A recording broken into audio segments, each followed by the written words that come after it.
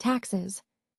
First of all, when we look up Title 26 U.S.C., the tax code, we find that this title has not been enacted into positive law.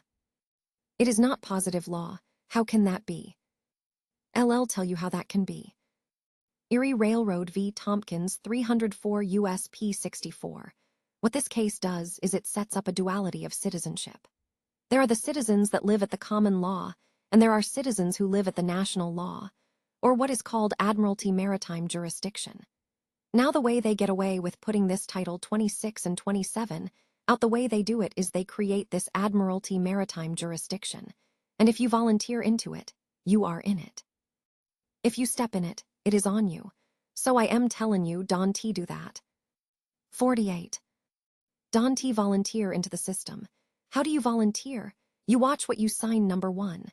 Any evidence of contracts where you enter into Admiralty says that you are a party to the contract. So you avoid that. When you sign that bank draft to get into that bank in that Section 9 form you fill out, guess what? Look at the bottom. You sign to get into an Admiralty Maritime Jurisdiction. What the hell would you want to do that for? It's illogical.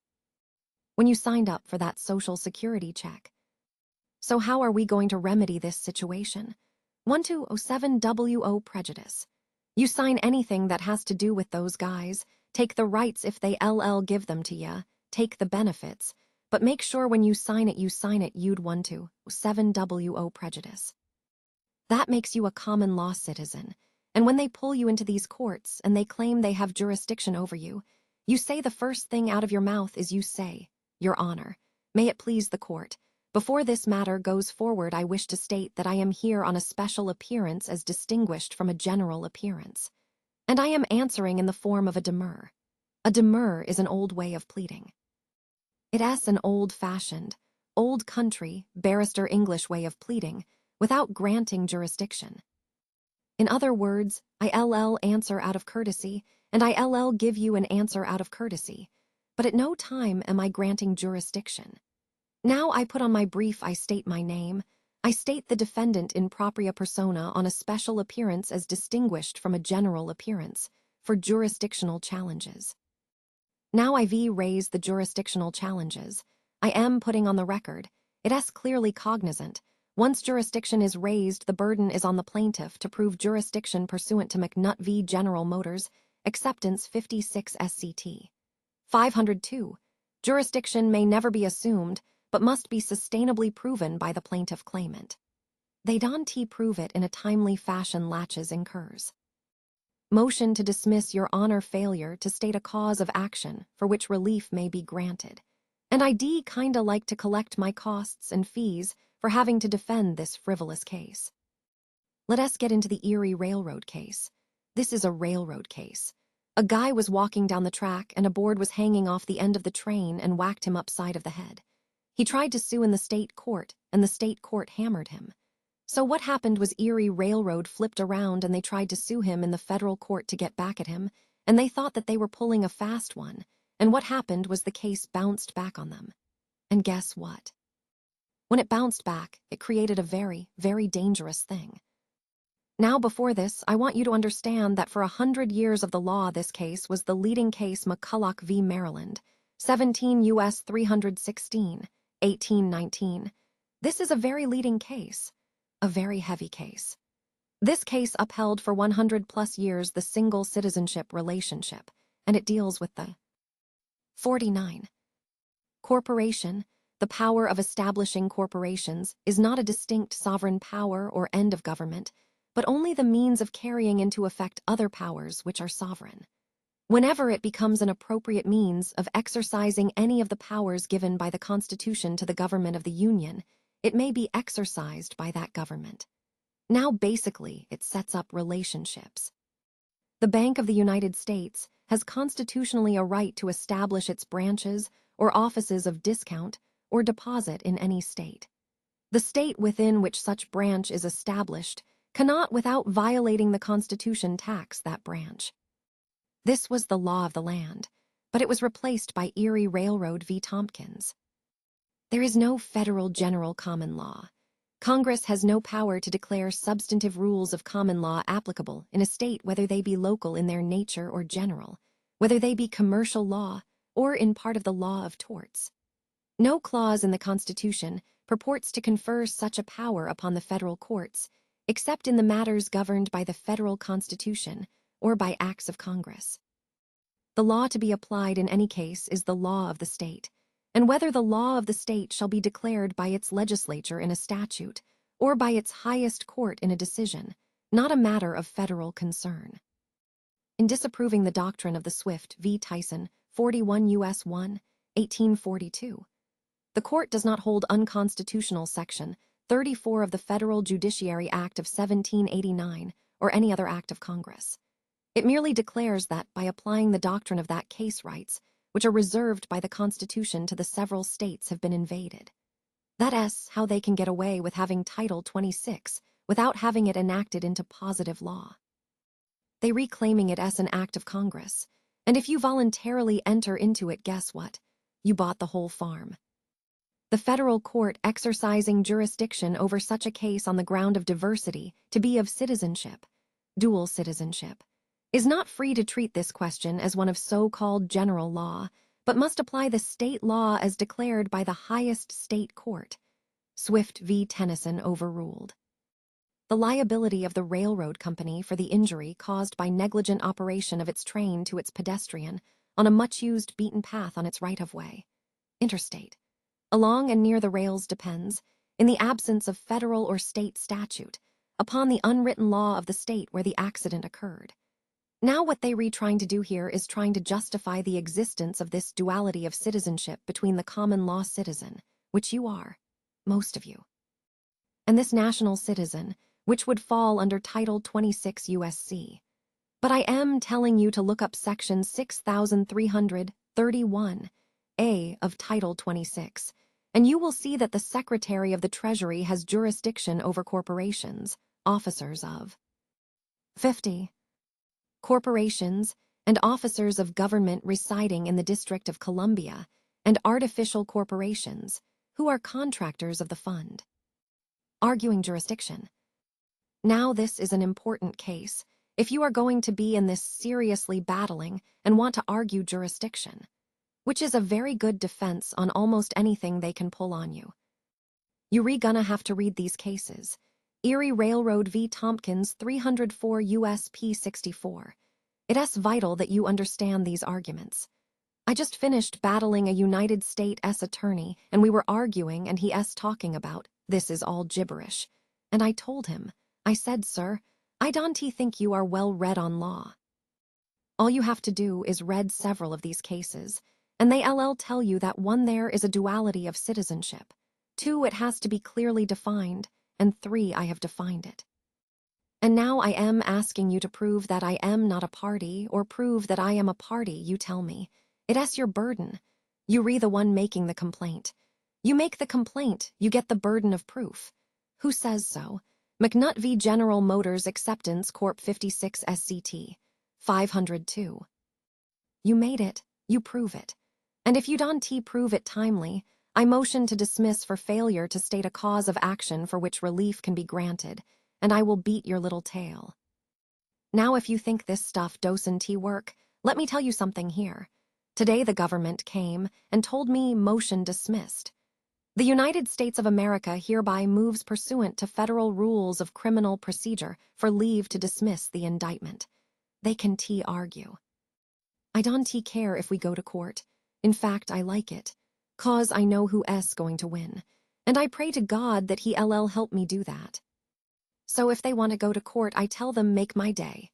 When I am in court and the guy tells me, well, we can get you for income tax evasion, and you might win one, but you win them all.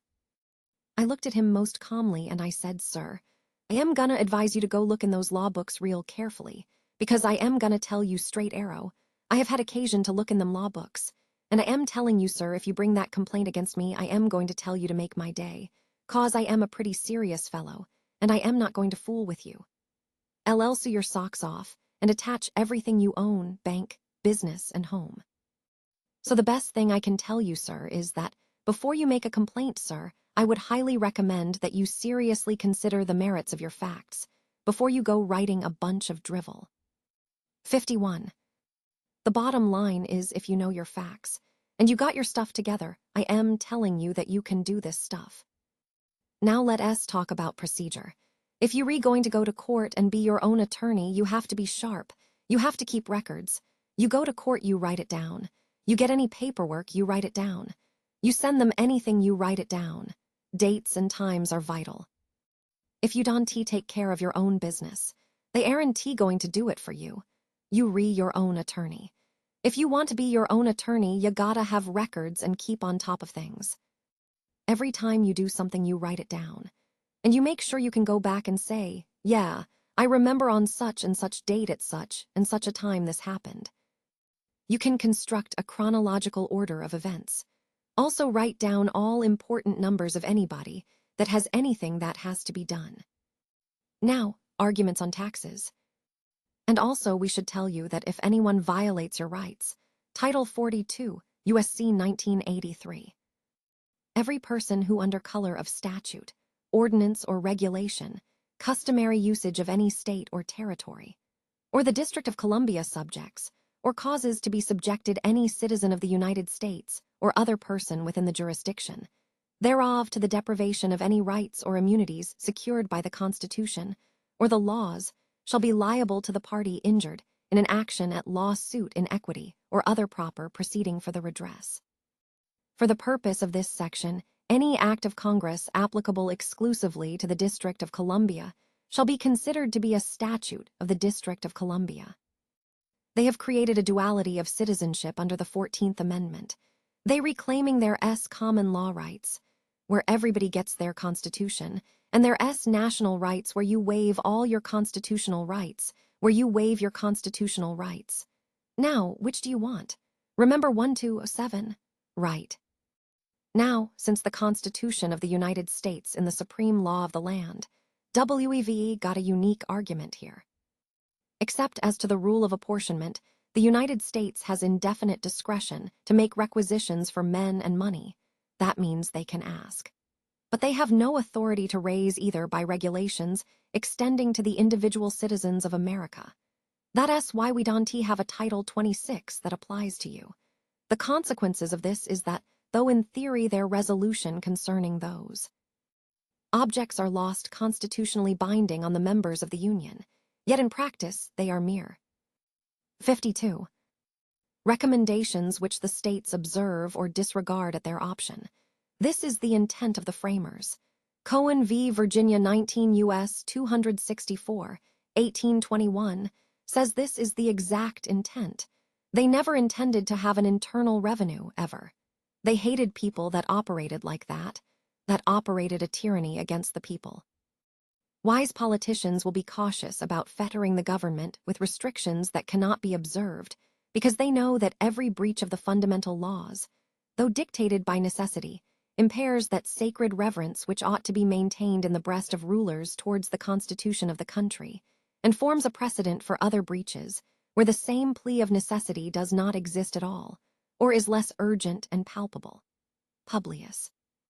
And it teaches us, in addition to the rest, how unequal parchment provisions are to struggle with public necessity. This Constitution and the laws of the United States, which shall remain in pursuance thereof, and all treaties made thereof, shall be made under the authority of the United States, shall be the supreme law of the land, and the judges in every state shall be bound thereby. Anything in constitutions and laws in any state to the contrary is notwithstanding. The indiscreet zeal of the adversaries to the Constitution has betrayed them into an attack on this part of it, as also as without which it would have been evidently and radically defective. To be fully sensible of this, we need only suppose for a moment that the supremacy of the state's Constitution had been left complete with a saving clause in their favor. In the first place, as these constitutions invest the state legislature with absolute sovereignty in all cases not accepted but existing Articles of Confederation, all the authorities contained in the proposed Constitution, so far as they exceed those enumerated on the Federation, would have been annulled, and the new Congress would have been reduced to the same impotent condition with their predecessors. USC Title 31, Section 742, except as otherwise provided by law all stocks, bonds, treasury notes, and other obligations of the United States government shall be exempt from the state, local, municipal authority. This exemption extends to every form of taxation that would require that either the obligations or the interest thereon or both be considered directly or indirectly in the computation of the tax. See Memphis Bank and Trust CS v. Garner, 459 U.S. 392, 1983. What this case is a Supreme Court case that says that Title 31 U.S.C. Section 742 is the supreme law of the land. And it does so on a diversity of tax arguments based on discriminatory franchise of bond holdings. Basically, what the Supreme Court wore Title 31 Section 742 was the supreme law of the land. And recorded in here is exactly what I just quoted to you, except as otherwise provided by law all stocks, bonds. 53. Treasury notes and other obligations of the United States government shall be exempt from the state, local, and municipal authority. Now, what does this mean? This exemption extends to every form of taxation that would require that either the obligations or the interest thereon or both be considered directly or indirectly in the computation of the tax. This is a unique tax argument. See, when the states went off the Article 1 Section 10 gold and silver standard, you can T-pay anyway because of Michigan Compile Laws Act 21.153. You can T-tender anything but gold or silver to an officer of the government without being a party to a felony. On top of that, how do they figure the taxes? Let us look at our property taxes. This is a big issue. A lot of people get involved with this property tax. They are tired of being taxed right out of their home. This tax argument is specifically for you. They come to your house and they set a value on your house. They tell you that your house is worth $100,000. So we're going to tax it at a 50% interest. So it would be $50,000 that s a 50% amortization value. We figure your house has a $50,000 value bracket area, and we're going to go 7 points on that, so that s 7%. Now, stop for a second. How did they figure the value on your house? Well, they said $50,000. There are no dollars. What dollars? You ain't got no dollars. Dollars of what? The bottom line is they talking about Federal Reserve notes, and they putting the commodity item at the reserve notes. Now, what did they just do? Except as otherwise provided by law all stocks, bonds, treasury notes. What is a Federal Reserve note? It's a treasury note, and other obligations of the United States. What obligations? Title 12, Section 411 says, said note shall be deemed to be obligations of the United States government. Whoops. Now wait a minute. Let us look at this again.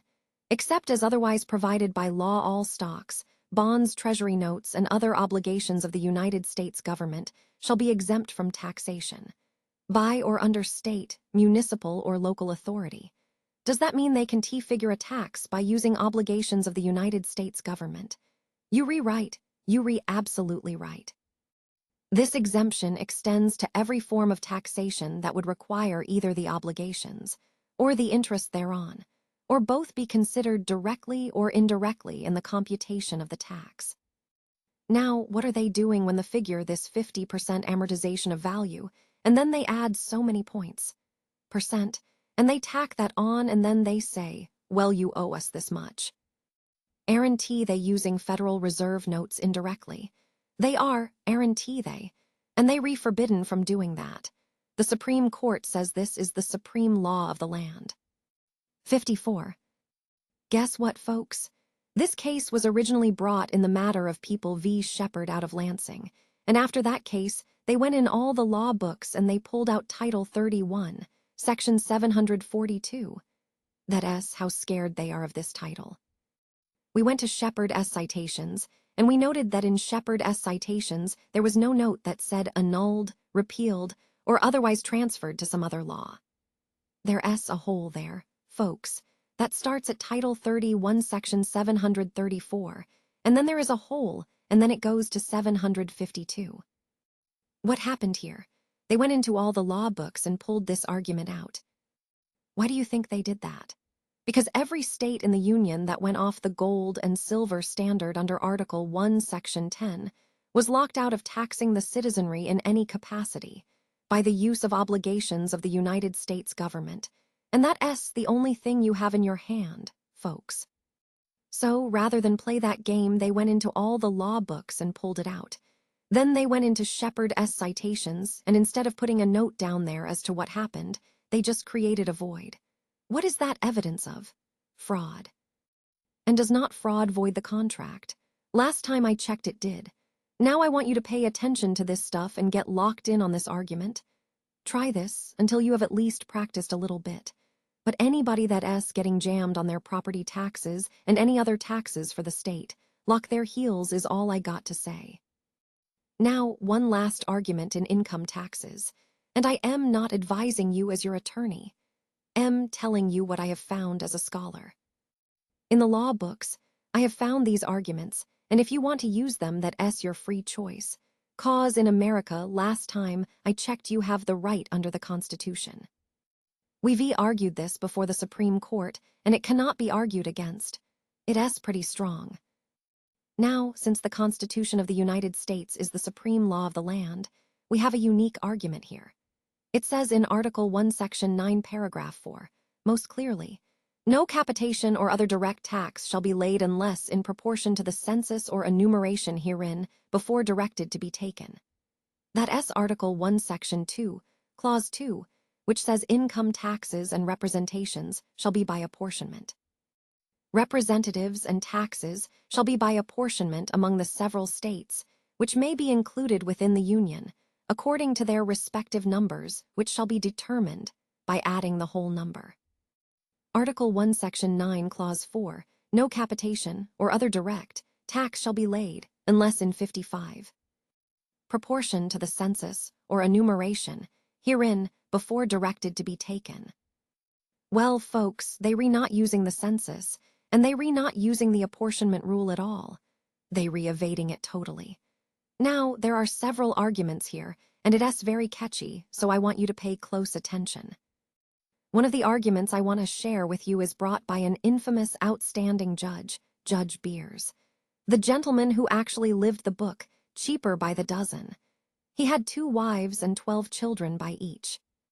Judge Beers got mad, and he called up Jimmy Carter, and he told him, "Look, we need to have a raise for our judges because we not keeping up with inflation, etc." Jimmy told him, "No way, Jose." So Judge Beers filed in court a case called Evans v. Gore 253 U.S. 245. Judge Evans sued I.R. Gore of the IRS because he claimed that the IRS diminished his salary during his continuance in office. We all know that judges in the Supreme Court and inferior courts shall hold their office during good behavior, and shall receive for their services as a valuable compensation, which shall not be diminished during their continuance in office. That's Article 3, Paragraph 1. The judicial power of the United States shall be vested in the Supreme Court, and such inferior courts may from time to time establish the judges, both of the Supreme Court and inferior courts, shall hold their office during good behavior, and shall receive at stated times for their services a compensation which shall not be diminished during their continuance in office. Well, guess what, Your Honor? They diminished my salary during my continuance in office. ULL noticed there was no diminishment specified, so all diminishment is forbidden. And since all diminishment is forbidden, I am constitutionally immune from your income taxes. The Supreme Court came back and said, "Excellent argument. The 16th Amendment didn't create any new taxing power whatsoever, and clearly Judge Evans is immune from income taxes. It's based on the Article 3, Paragraph 1, constitutional immunity." So the up jumped the devil in the deep blue sea. Jimmy Carter was most unhappy, so he had to give the judges all a raise to shut them up. And he took his wrath out on Judge Beers and went and published the fact that Judge Beers was a bigamist and kinda trashed him and got him disbarred and thrown off the bench, which I don't think was a very nice thing to do at all, 'cause Judge Beers was a good judge. Now, how does this affect you? Basically, this case, Evans v. Gore, makes 2 basic statements. 1, the 16th Amendment didn't create any new taxing power, and 2, there was an acceptable 56. Possible immunity to the income tax. Whoa, I said. Let us go back to Article 1, Section 9, Paragraph 4. No capitation or other direct tax shall be laid unless in proportion to the census or enumeration herein before directed to be taken. Didn't I have a right to be free from a direct tax on my property? A direct tax is one where I come in your pocket and I tax it. I had a right to be free from a direct tax on my property unless by the rule of apportionment is herein before directed to be taken in Article 1, Section 2, Clause 2. Does that mean I am constitutionally immune? It sure does. But you have to tell them and demand that it is a direct tax. You have to say it as a direct tax on my property. And what are they gonna do? They going to come around and tell, this isn't under Title 26, this is under Title 27. And that really you a coal miner, you a miner of some kind, you manufacturing handguns someplace. So you ask them, okay, let us see the Form 4456. They will send you the Form 4456, and sure enough they gonna have you down as under some kind of excise tax, where they charging you under some BATF, for having some fraudulent claim that you involved in mining or something that requires an excise tax. And for the privilege of doing business you have to pay a fee, because you a corporation, an officer of a corporation, or you reside in the District of Columbia. Now let us ask, that S Section 6331 are of the Code. Look up Section 6331A, those are the only guys that the department can levy against. That S the only ones. Are you any of those? No, how could that be? If you not any of those they can levy against you, and if they can levy against you there S no jurisdiction over you. Got me. If they could levy against you they would have jurisdiction. But if the levy against you and you pay them, you have just given them jurisdiction. You sign your documents. If you don't put down their UD 1207WO prejudice, guess what? You in. Isn't that fraud? And doesn't fraud void the contract? You need to read, folks. You need to get one of these books and read it cover to cover. And you need to be able to rattle it off backwards and forwards, upside and down. And you need to kick some tail and try to coordinate this program.